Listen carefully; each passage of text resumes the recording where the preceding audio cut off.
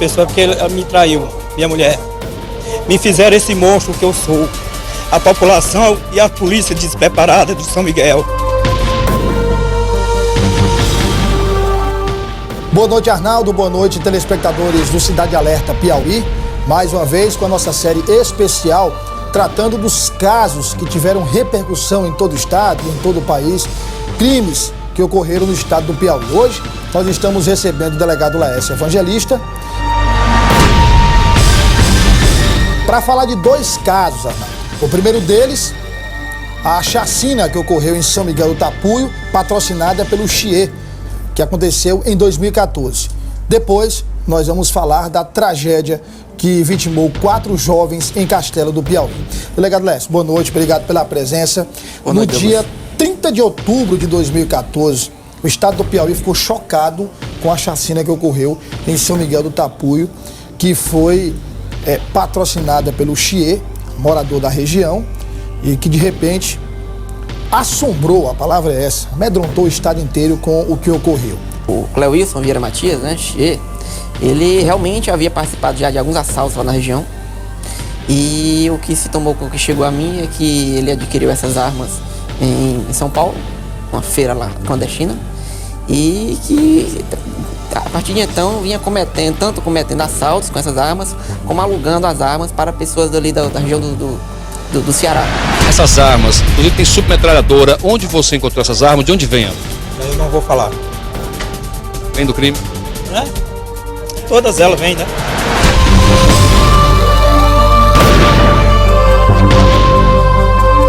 Ele cometia esses assaltos ali na região de São Miguel. Isso, lá é uma região de fronteira e sempre se deslocava para o estado do Ceará para cometer assaltos, inclusive lá dentro de São Miguel do Tapuio. O que é que motivou, a investigação mostra isso, o que é que realmente motivou esse ataque de fúria do Chiê? O Chiê, ele tanto praticava assaltos, como ele também estava traficando droga na região. Uma pequena comunidade lá na localidade de Palmeira de Cima, em São Miguel do Tapuio. E era uma pessoa de poucos amigos. E os líderes da comunidade resolveram que ele queria a todo custo tirar ele de lá. Porque a população estava ficando assustada com o uso de drogas, com a frequência desses assaltos. Então, algumas pessoas se uniram, o representante lá do Sindicato dos Trabalhadores Rurais, foram até o prefeito, para que tomasse alguma providência no sentido de tirar o Chiê da região. Eu disse a ela, eu quero só a sua verdade. Se você falar a verdade para mim, eu deixo você ir para casa, embora. Ou eu vou embora. Ela simplesmente negou na minha cara a coisa que eu vi. Então, não aguentei, matei.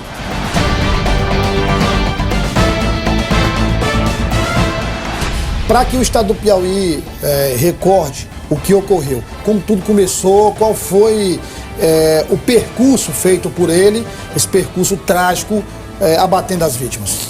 Estava na delegacia, recebi uma ligação, né, uma informação de que tinha acabado de acontecer a princípio dois apenas, assassinatos lá nessa região da Palmeira de Cima, porque ainda estava acontecendo.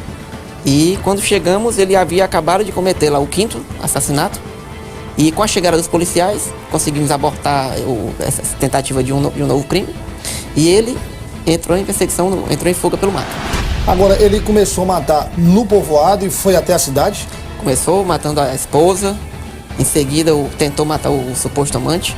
Ele conseguiu se esconder dentro de casa e foi cometendo outros assassinatos de pessoas lá que moravam próximo a ele. Agora, na hora da prisão, nenhuma resistência? Ele tinha arma, não tinha arma? No momento da prisão, ele estava numa residência próxima à delegacia. Ele teria vindo durante a parte da noite, parte que os policiais estariam na cidade. E de posse uma pistola, essa mesma pistola que ele cometeu os crimes. E quem chegou justamente foi eu. Cheguei na residência, pedi uma água lá para o senhor, morava apenas um senhor com seu filho. Verifiquei. Entrei pela casa, verifiquei os quartos, até então não encontrei nada. Quando chegou no último quarto, que eu torrei a porta, ele já veio com a pistola em punho, ameaçando. Foi aí que fizemos uma abordagem, eu e um policial que estava comigo, abordamos. Quando ele se deitou ao chão, já jogou a arma, se deitou ao chão com a mão na cabeça, pedindo para que não o matasse. O que é que chamou sua atenção, assim, na narração dos fatos? quando ele fez a narração do que ocorreu? O tempo todo, ele, de forma muito fria. O que é que foi contado que ficou marcado para o senhor? Justamente a maneira como ele executou. Ele saiu, matou uma, duas, três pessoas e sem sentimento algum, né? Aquilo para ele era indiferente. O senhor não percebeu em nenhum momento que ele contou o que tinha ocorrido e como tinha ocorrido, qualquer sinal de arrependimento? De forma alguma, de forma alguma. Você não conseguia visualizar nenhum arrependimento. Ele matou aquelas pessoas como se estivesse matando animais. Segundo ele, a intenção era de matar 20.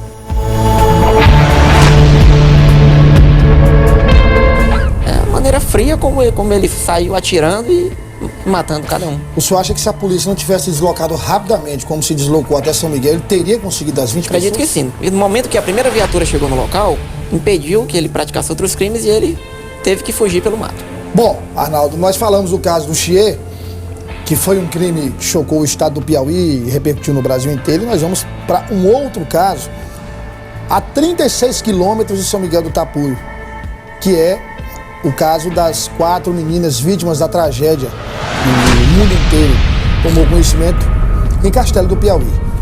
Tudo começa quando as garotas saem de casa para fazer um trabalho escolar e aí elas se deslocam até o Morro do Garrote, que fica a 1 quilômetro, né, delegado? Mais ou menos 1,5 quilômetros de Castelo, onde normalmente os jovens vão até lá para tirar fotos panorâmicas da cidade. E ao chegarem a esse morro, foram surpreendidas pelos 4 menores, pelo Adão, que já havia praticado vários crimes anteriormente e usava o local como esconderijo. A partir daí, elas foram torturadas e terminou acontecendo o que o Piauí inteiro acompanhou. Infelizmente, uma delas terminou morrendo, perdendo a vida. A Daniele Rodrigues não resistiu e ele terminou perdendo a vida. Delegado, se o caso do Chier, se a chacina de São Miguel do Tapuio chamou a atenção do senhor, dos policiais, do estado inteiro, Castelo do Piauí foi potencialmente superior a isso. O que chama a atenção no caso de São Miguel do Tapuio, porque o Chier não estava sob efeito de entorpecentes, mas os 4 menores que praticaram essas barbaridades em Castelo estavam, eles confessaram, disseram que estavam sob efeito de entorpecentes. Mas isso era suficiente para também a barbaridade? Não justifica, né? O uso de entorpecente não justifica e, pelo que eles contaram, eles estavam em plena consciência. Mesmo tendo usado...